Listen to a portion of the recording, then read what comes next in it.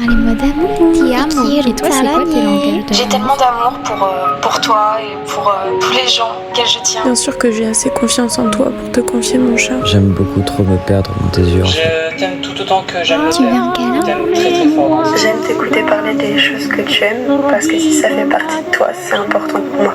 Parce qu'en ce moment, le monde est ravagé par la haine et la désolation parce que celles et ceux qui aiment, qui ont aimé et qui aimeront dans la forme qu'ils et elles auront décidé d'aimer, laissent une trace. Parlez-moi d'amour, un podcast réalisé par Nausicaa Gloris avec l'aide précieuse de Westrack Radio.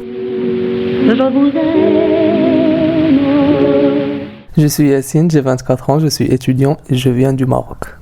Au Maroc, ça commence comme ça commence n'importe où, avec deux personnes qui commencent à discuter un peu entre eux et que les deux personnes s'entendent très bien. Ça commence comme ça. Mais ça reste un peu dans un cadre plutôt amical jusqu'à ce qu'il y a des trucs qui se passent qui ne se font pas généralement entre deux amis, comme sortir à deux ensemble, même si on peut sortir à deux ensemble en tant qu'amis, mais au Maroc c'est rare de trouver un garçon et une fille qui sortent ensemble, des amis qui sortent ensemble ou bien qui se voient plus que la normale. C'est comme ça que ça commence généralement. Et jusqu'à ce qu'un jour, les deux décident de tomber amoureux.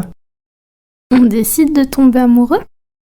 À un moment donné, il y a une personne qui fait le premier pas et l'autre personne a... Il y a toujours une personne qui fait le premier pas. Et en France, ça se passe comment? En France, je ne sais pas vraiment comment ça se passe vu que... C'est ma première année ici en France, mais ça va plutôt vite qu'au Maroc. Et voilà. Pourquoi ça va plutôt vite plutôt qu'au Maroc? Je ne sais pas parce que... Comment dire? Au Maroc, il y a un peu le jugement des autres, tu vois? Mais ici, les personnes sont un peu libérées des jugements de l'autrui, tu vois. C'est ça. C'est ce qui fait un peu la différence entre Maroc et France sur ce point. Mais à part ça, il y a d'autres points qui rentrent en jeu. Par exemple, des trucs, des raisons culturelles, tu vois. Parce qu'il y a une grande différence entre ici et le Maroc. Déjà, sur plein de trucs. Par exemple, nous, au Maroc, le mariage, c'est à peu près la première étape, tu vois, dans une relation qui est officielle. Mais pour vous, ou bien ici en France, le mariage, c'est la dernière chose à laquelle tu penses. C'est là où tu es vraiment sûr de la personne avec qui tu es. Des fois, on se trompe, oui, mais généralement, c'est ça. Et... au Maroc, vu que ça se passe comme ça et que le mariage fait le début de la relation, des fois c'est comme un pile ou face, tu vois. Et tu sais pas vraiment si cette personne est la bonne ou pas. Et est-ce que t'as pris la bonne décision ou pas. Même si, au Maroc, on n'a pas le droit de vivre avec la personne avec laquelle on est en couple. Et du coup, tu ne sais pas comment ça va se passer avec cette personne dans un foyer ou dans une maison. Est-ce que vous allez bien vous entendre ou pas? Et du coup, juste ça fait une grande différence entre les deux pays? Oui, c'est ça. Pourquoi vous vous mariez aussi rapidement? Parce qu'on peut pas vivre avec la personne qu'on aime déjà. Et parce que le regard des autres est un peu, je sais pas, il y a beaucoup de jugements des autres et aussi au sein de la famille, le père ou bien la maman n'aimerait pas voir sa fille plutôt avec un homme qui vivent ensemble dans le même appartement ou bien un truc comme ça. Déjà une colocation fille-garçon c'est impossible, alors vivre avec la personne avec qui tu es en couple au Maroc c'est pas vraiment... C'est pas légal déjà. Déjà que c'est pas légal, c'est un peu... Comment dire? Il y a le jugement. Et du jugement, le jugement, il est un peu motivé par ce que les autres vont dire sur tes parents qui ont donner la liberté à leur enfant ou bien à leur fille ou garçon de vivre avec son compagnon, tu vois. C'est comme un cercle, tu vois. Enfin, les parents, ils ont peur de leur image au sein de la famille. Du coup, ils ont cette pression et ils ont aussi la pression du côté religieux et ils ont aussi la pression du côté, je sais pas, leur entourage, leurs amis, leurs voisins, tu vois, des trucs comme ça. Enfin, ça fait ça.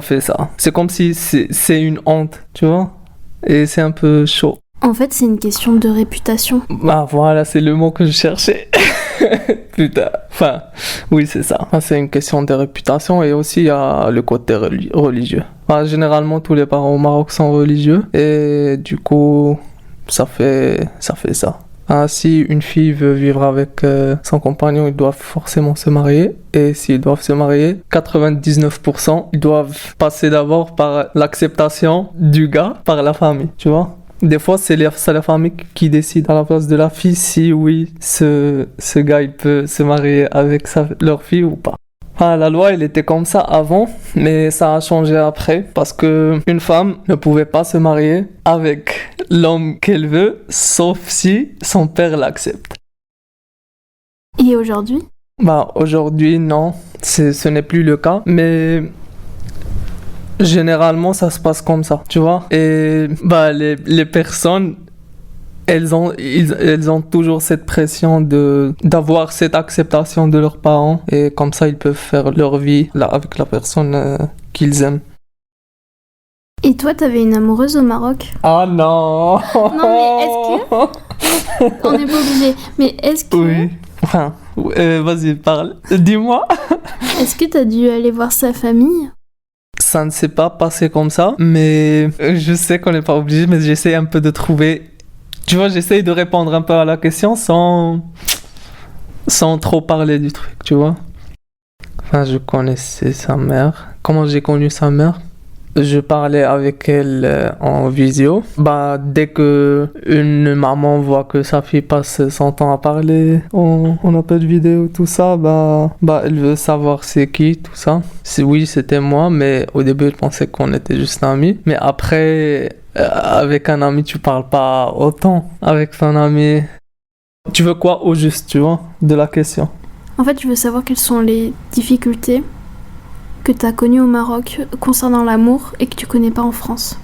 Juste sortir avec la personne, se faire des câlins, s'aimer dans la rue, bah ça c'est pas vraiment possible parce que il y a la question de réputation qui est un peu genre à cause de la religion. Enfin, cette réputation est créée grâce à la religion, tu vois. Et tout est connecté en fait, tu vois. Tu vois, la question des réputations, il vient un peu de la religion. Et ne pas être religieux, c'est quelque chose de genre de pas bien aux yeux des autres, tu vois. Donc, si t'es pas religieux, donc tu respectes pas ce que dit la religion, donc t'auras une mauvaise réputation, tu vois. Cette réputation est créée grâce à la religion et au regard des autres, ou bien au jugement des autres, tu vois. Donc s'il n'y avait pas de religion, peut-être qu'on n'aurait pas de jugement, parce qu'on n'aurait pas cette réputation qui est créée à cause de ça. Et est-ce que tu as l'impression que ta génération est autant religieuse que celle de tes parents ? Non, je ne crois pas, parce que grâce à Internet et plein d'autres choses, bah, les films, les séries, tout ça, bah, on a connu un peu une autre forme d'amour. Et cette forme d'amour, je crois qu'elle est la mieux parce que tout le monde tend vers cette nouvelle génération d'amour. Et découvrir cette nouvelle forme d'amour, bah, tout le monde tend vers ce nouveau format. Et du coup, bah, je pense que c'est comme une évolution naturel, tu vois. Et avec le temps, je crois que tout le monde va converger vers cette forme d'amour parce qu'elle est la mieux adaptée pour tout le monde. Et du coup, la nouvelle génération qui nous succédera connaîtra une nouvelle forme d'amour qui est plus libre que celle-ci. Est-ce que toi, tu te sens libre de vivre ton amour au Maroc ? D'une certaine manière, oui. Parce que vu qu'on a grandi dans une famille religieuse, quand tu es né dans une famille religieuse, tu acquéris des principes qui sont un peu le respect des autres. Et ben, par exemple, dans la rue, t'as pas le droit d'aimer devant tout le monde. Et surtout quand c'est pas ta femme. Du coup, quand on est à deux, oui, on peut s'aimer librement. Mais quand on est dans la rue, c'est un peu chaud. On peut se prendre les mains. Oui, ça peut se faire. On peut se faire un petit câlin, oui. Mais de là à faire, à faire des bisous.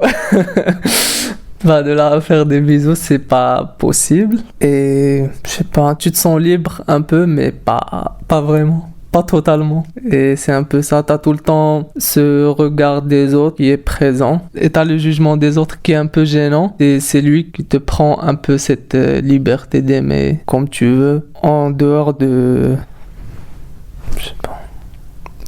tu peux même pas emmener ta copine à la maison. Et là, c'est...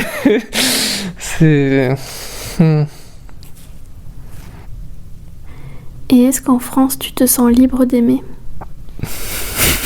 Tu veux que je jette des fleurs à la France?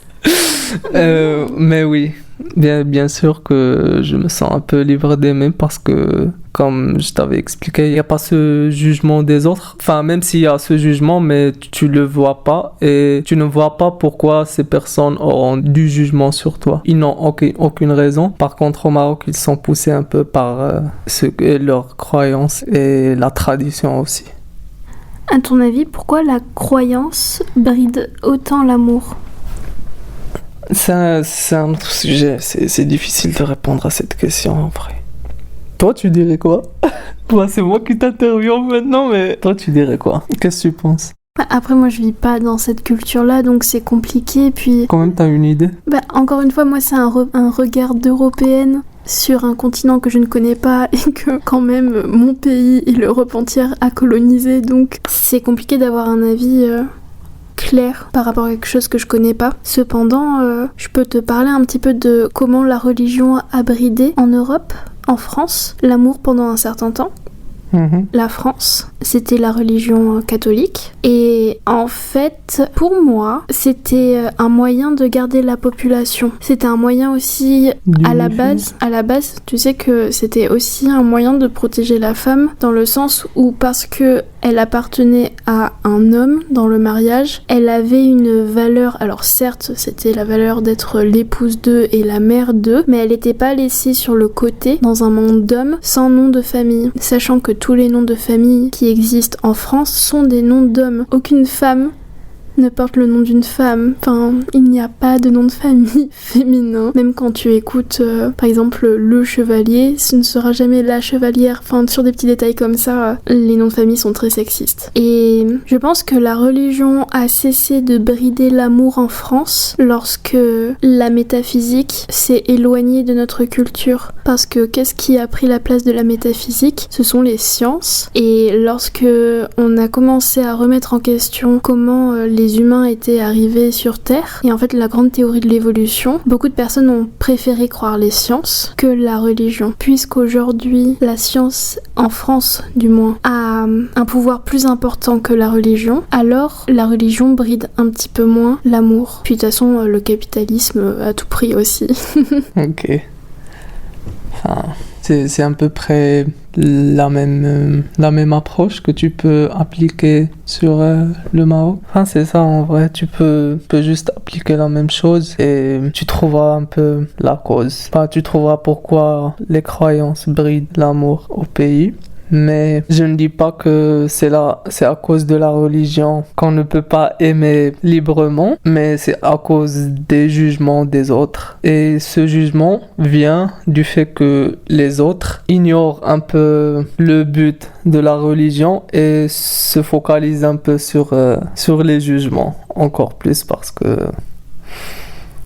plein de problèmes.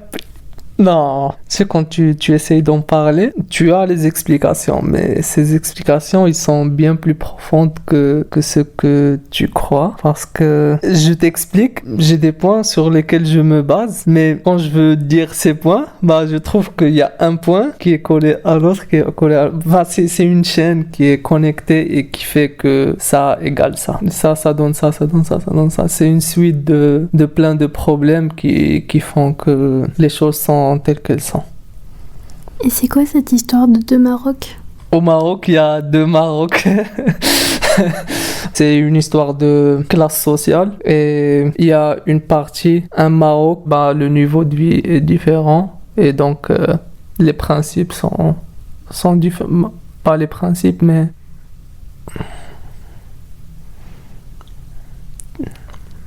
je crois pas que ça va être possible d'expliquer sans vraiment parler du truc en détail.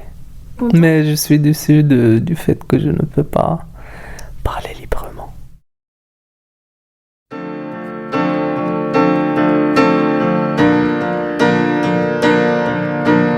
Vous venez d'écouter le 54e épisode du podcast Parlez-moi d'amour, en compagnie de Yacine, 24 ans, étudiant.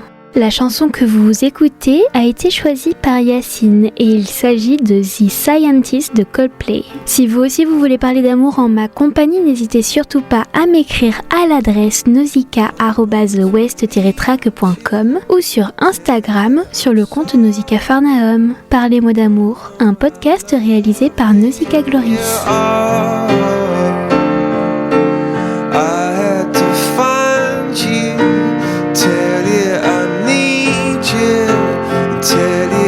Set you apart. Tell me your secrets and ask me your questions. Now let's go back to the start. Running in circles, coming in tails, heads on the sides apart.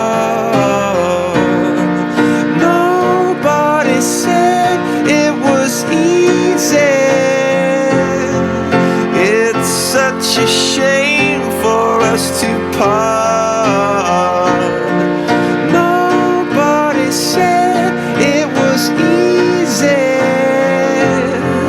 No one ever said it would be this hard. Oh, take me back to the start.